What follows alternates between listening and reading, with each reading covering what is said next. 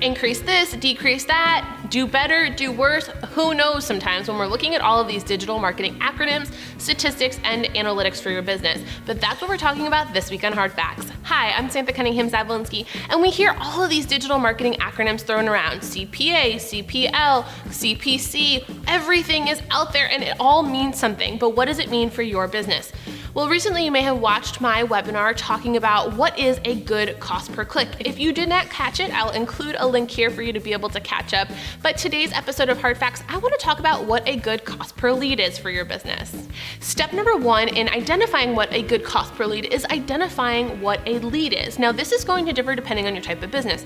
So a lead can be defined as a website conversion form, a phone call, a website chat, a text message, a booked appointment, a appointment inquiry. That needs to be determined by your business type. But this is why so often when we're evaluating things like cost per lead and looking at our ROI for our digital campaigns, you may find you and your digital provider are speaking two different languages. Or when you're evaluating your campaigns, you're saying there's all of these attributes, but what are they actually equaling and what are they costing me? So define what your cost per lead is going to be, or your lead is going to be first before deciding on the cost. So when you do that, now you're going to need to think about what platform you're in. So different platforms allow you to look at different conversion types. For example, in AdWords, looking at phone calls, text messages, clicks to directions, web forms, view through conversions, all of that is going to be easily accessible. Depending on other platforms that you're on, you may be limited on what those lead types are defined as. So outside of that initial cost per lead identification, you may need to think about some other metrics that are important to you. But for this instance, let's think about AdWords or your Bing campaigns, because it's going to be a simple way to think about determining your cost per lead. Now, cost per lead is going to be defined by your business type. So I'm going to warn you, there is no answer given in this episode of Hard Facts because you need to figure this out for your business. Now, one key red flag right off the bat is when you do figure out what your cost per lead is by looking at what you're spending, how many leads you're getting, divide them, cost per lead, if your platform of choice isn't automatically telling you that. Once you figure out what that number is, if you look at that number and you say your average cost per lead is $35, but you're making $10 on every sale, then you know you are greatly overpaying for your leads. That doesn't equal in the wash and you're going to be in the red. So right there, that's a red flag where you need to change your strategy because it's not a profitable solution. So your return on ad spend is not positive.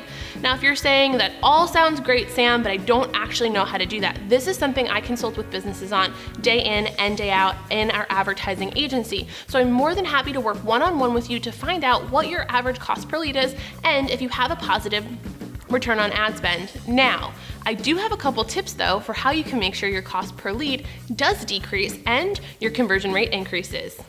Have you ever been doing research on YouTube for a product or a service and been served a video that you didn't realize until 4 minutes later that you were actually watching an ad? That's an example of a great video pre-roll, and here at PoChats, we offer those services as well. If you go to YouTube and you're doing research just like your customers are, but you're not running any video ads, you're missing out on a huge opportunity to drive interest and traffic to your product. If you've got questions on video pre-roll or types of pre-roll that you could use for your business, give us a call or shoot us an email with the information on screen. We'd love to have a one-on-one conversation about how pre-roll can help you grow.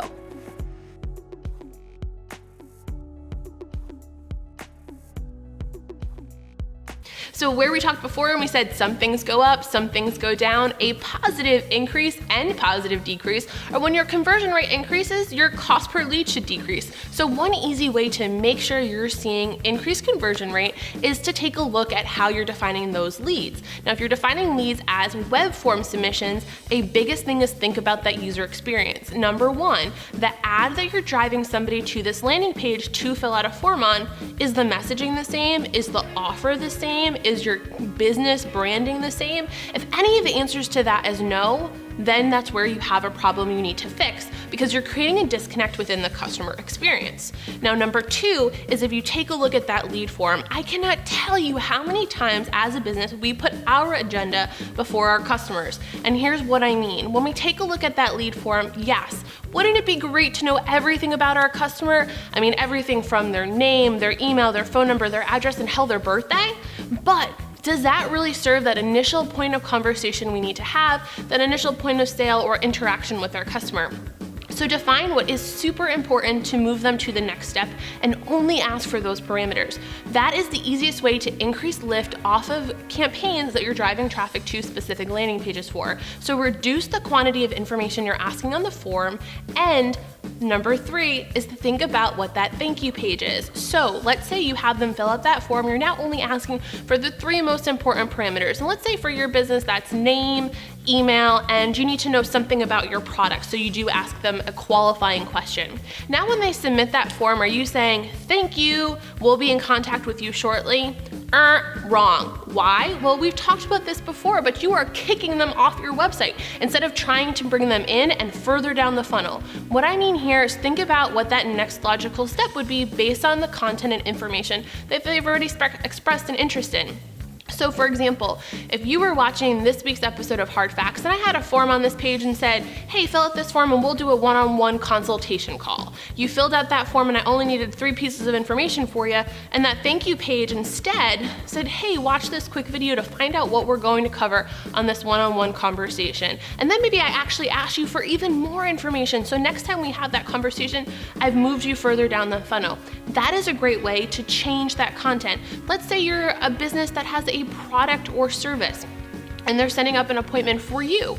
Well, what kind of content could you show them? Maybe you show them how your product actually works. Maybe you show a testimonial to get into even more buy-in. And after you show that testimonial, maybe you link them to other products and services. So think about how you would situate your e-commerce strategy to continue that bundling. We'll do the same thing. Continue that conversation to push them through that funnel through your thank you page process. Now, by updating those 3 simple steps alone will increase your conversions and decrease your cost per lead, which ultimately helps your digital campaigns be more effective and more cost efficient. So as you're thinking about this week's episode of Hard Facts and evaluating that cost per lead for your business, don't forget, if you have questions along the way, comment below, shoot me a DM, a phone call, or an email, and we can get together one-on-one. And remember, that is a free opportunity for us to connect one-on-one about your business because we're building ours together. That's it for this week's episode of Hard Facts. I hope if you found this week's episode, you'll share it on your social channels, and I'll see you next week. Hi, I'm Paul Potratz, and you've probably seen my videos for years, or you've seen me at a number of conferences speaking. So I'm asked a lot of times when I'm at the conference, what exactly is it that I do? I'm an ad guy, but I'm also a sales guy. And what I do is I work with businesses like yours, possibly like yours, and I help them develop a strategy, a plan to be able to sell more. I don't talk about clicks and I don't talk about impressions, I talk about sales. So if you're struggling with your digital marketing, your paid social media marketing, your lead handling, or your phone skills, then we should have a conversation.